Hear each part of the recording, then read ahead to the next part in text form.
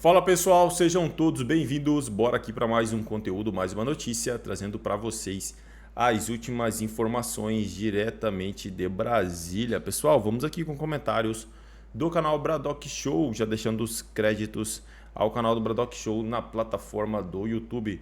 Se não é inscrito no canal, se inscreva, deixe seu like e o seu comentário, que isso faz uma enorme diferença para a gente aqui dentro da plataforma. Agora, pessoal, sem mais enrolação, bora pro conteúdo. Como Lula, Alckmin e ele próprio não se concretizaram pela resistência dos comandantes do Exército e da Aeronáutica. O ex-presidente acompanha o julgamento no plenário da primeira turma junto de seus advogados. Os 8 denunciados são acusados de 5 crimes, incluindo organização criminosa armada e golpe de Estado.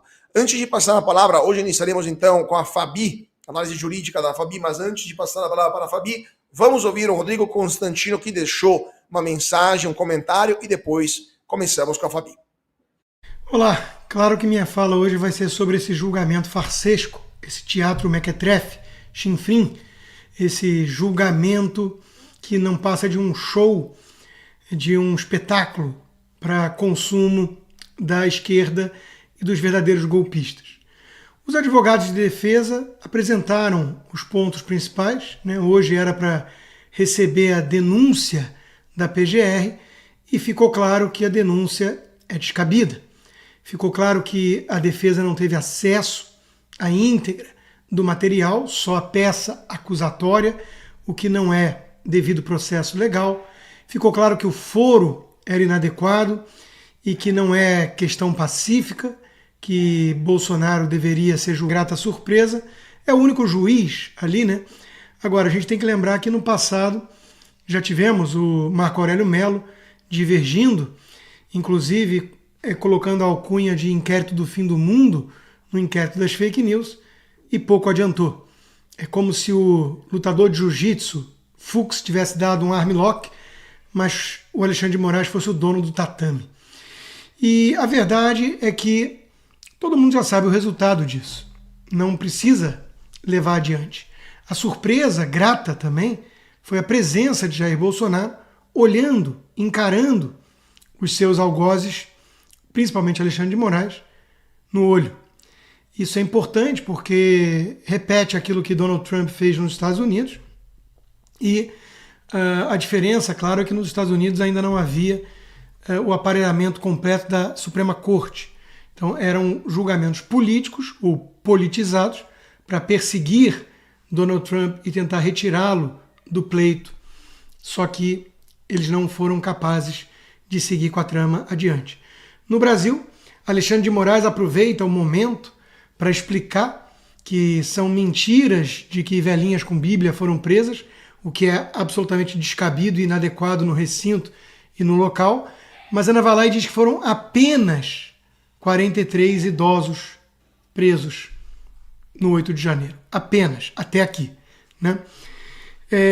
De novo, Mauro Cid fez uma colaboração sob pressão. Ele voltou depois que vazou a conversa dele com algum parente, algum amigo, que ele estava sob coação.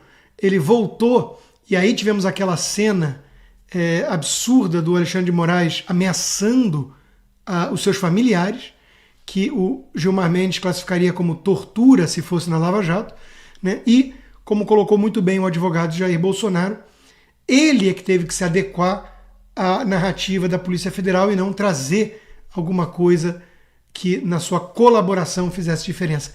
Isso por si só já anularia esse processo, que todo ele depende basicamente da colaboração do Mauro Cid. Além disso, claro, a cronologia. Jair Bolsonaro começou a tramar o golpe contra Lula quando ele era o presidente, o que obviamente não faz nenhum sentido. Ninguém conseguiu provar ou colocar qualquer evidência à mesa de que Jair Bolsonaro está ligado de alguma forma ao 8 de janeiro. Aí você vê os figurões da velha imprensa, como Vera Magalhães e companhia, dizendo que os advogados de defesa não negaram a gravidade do 8 de janeiro, apenas mostraram ou tentaram argumentar que os seus clientes não fizeram parte. Ora bolas, Vera Magalhães e companhia na imprensa.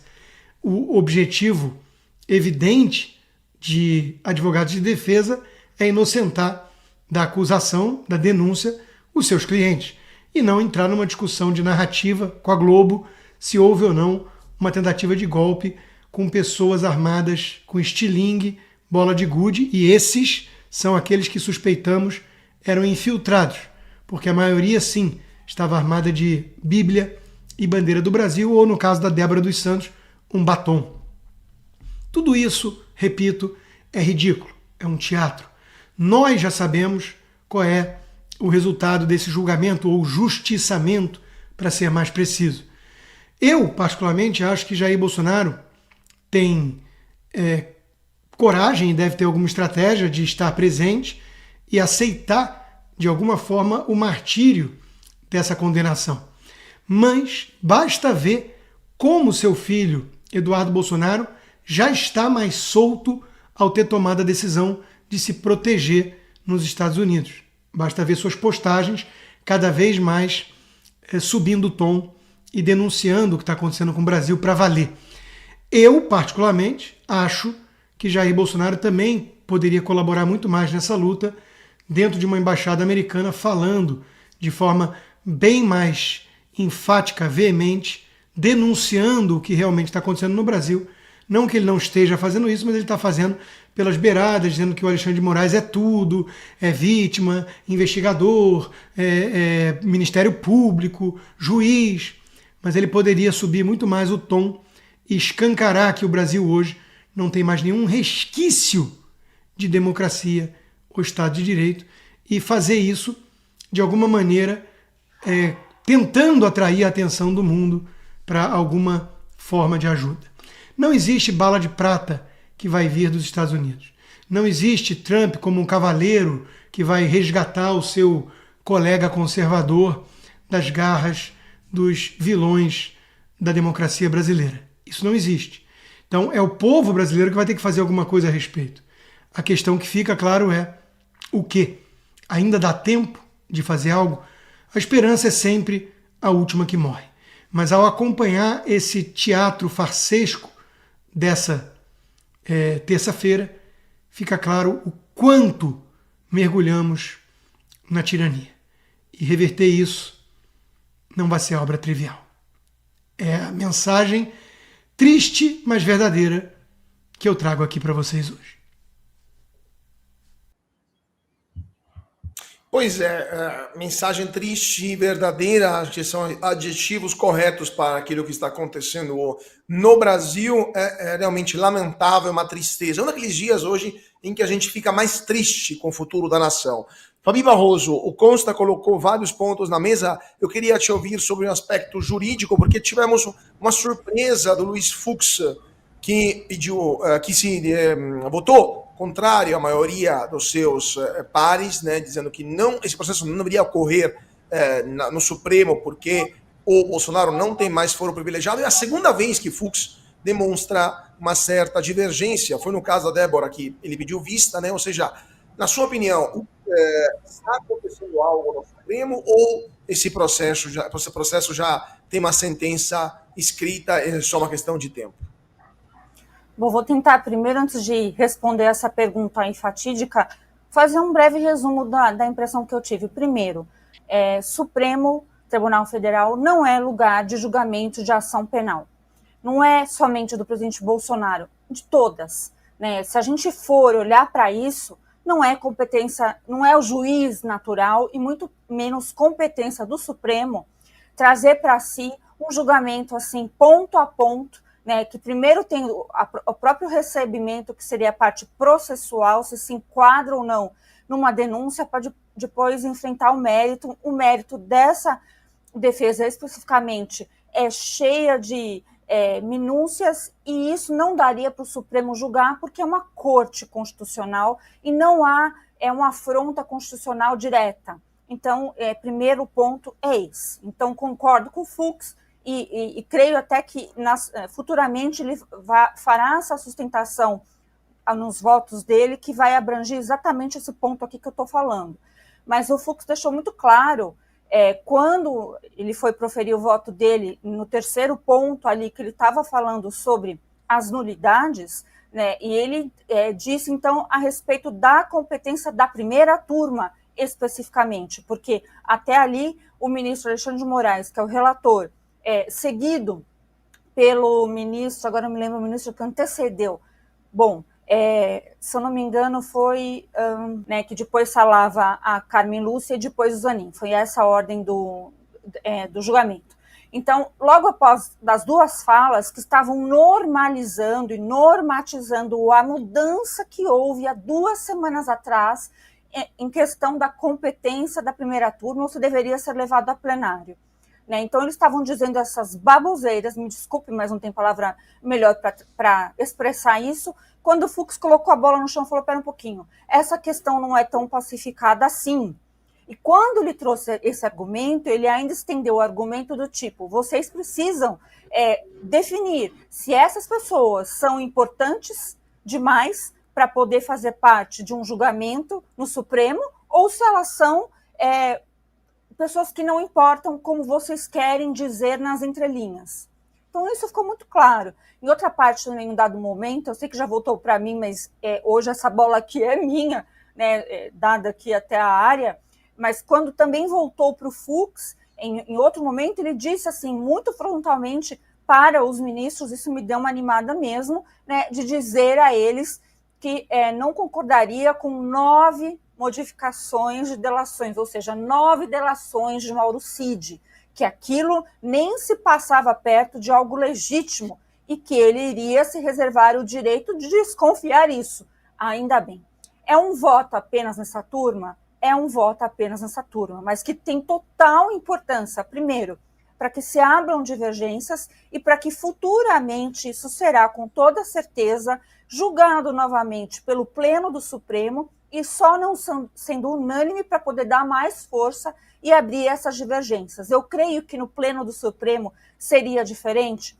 Não sabemos, mas é um direito, né? É um direito, já que insistem em submeter todos esses investigados ao Supremo Tribunal Federal. E aí deixando claro também que das defesas possíveis, era muita gente ali, mas foi brilhante, brilhante. A defesa de um advogado que realmente, né, sempre advogou ali para Lava Jato, então contrário a Lava Jato, que é o José Lins Mendes de Oliveira Lima, que fez o advogado Braga Neto, fez uma defesa técnica que, para mim, ali, se fosse o direito realmente sido enaltecido, falaria, se fecha-se tudo, vamos mandar que vai refazer tudo isso, porque está tudo errado. Em 15 minutos, ele conseguiu deixar no chão qualquer tipo de argumento. Então, parabéns ao advogado, a gente tem que realmente parabenizar. É isso aí, pessoal, e vamos aqui para mais uma notícia. Moraes voltou para condenar Débora, né, pessoal, que manchou de batom estátua, mas pela Constituição ela sequer deveria estar sendo julgada pelo STF. No âmbito legal, a Constituição brasileira prevê que civis sem foro privilegiado devem ser julgados na justiça comum, o que foge da competência do Supremo Tribunal Federal. O ministro Alexandre de Moraes do Supremo Tribunal Federal votou para condenar Débora Rodrigues dos Santos, cabeleireira de Paulínia, São Paulo, a 14 anos de prisão por sua participação nos atos de 8 de janeiro.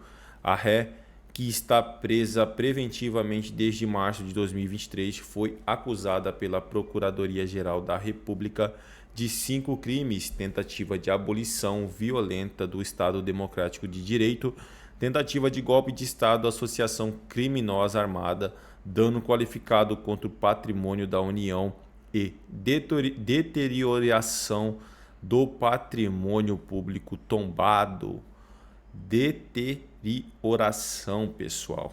O ato que motivou a denúncia foi fato de ela ter manchado com um batom a frase "Perdeu Mané" na estátua da Justiça em frente à sede do STF, uma referência à declaração do presidente da Corte, ministro Luiz Roberto Barroso, a um apoiador de Bolsonaro em Nova York em 2022.